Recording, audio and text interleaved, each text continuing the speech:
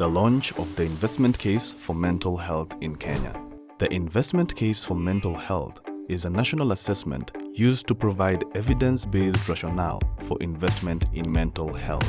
It also details the impact that scaling up investment in prevention and treatment of mental health conditions in Kenya would have in the long run. The investment case can be used to showcase the benefits of scaled-up action to relevant health or non-health decision makers and as an advocacy piece to raise interest and investment in mental health. The burden of mental health conditions placed on the economy can be viewed as an iceberg.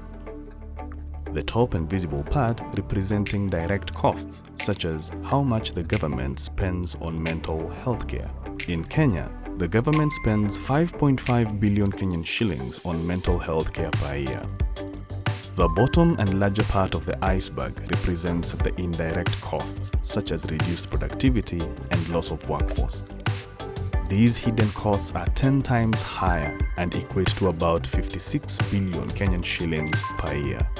The economic analysis consists of 4 steps: estimating the economic burden of mental health conditions, assessing the health impacts of interventions, costing of these interventions, and analysis of return on investment.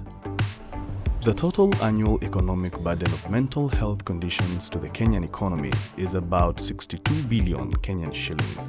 Government healthcare expenditure represents only a fraction of all mental health-related costs. In Kenya, the impacts of investing in 7 intervention packages for mental health were assessed: scaled-up treatment of psychosis, bipolar disorder, depression, anxiety disorders, epilepsy, alcohol use disorders, and population-based prevention interventions. The assessment presents a viable path forward with significant yet realistic scale-up of coverage levels of these interventions between 2021 and 2041. This will have huge impacts in reducing the adverse consequences of mental health conditions through preventive and treatment-based interventions. As treatment rates are scaled up in the population over time, the number of healthy life years gained increases markedly, up to 650,000 healthy years between 2021 and 2041. The greatest impacts were observed for depression, followed by clinical interventions for anxiety and epilepsy.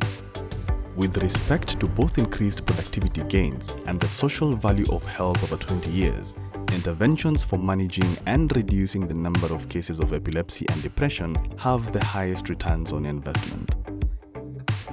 The report concludes with 5 actionable steps that Kenya can take to strengthen a whole-of-government, whole-of-society approach to reduce the adverse consequences of mental health conditions and increase people's mental health and well-being, their life expectancy, and quality of life.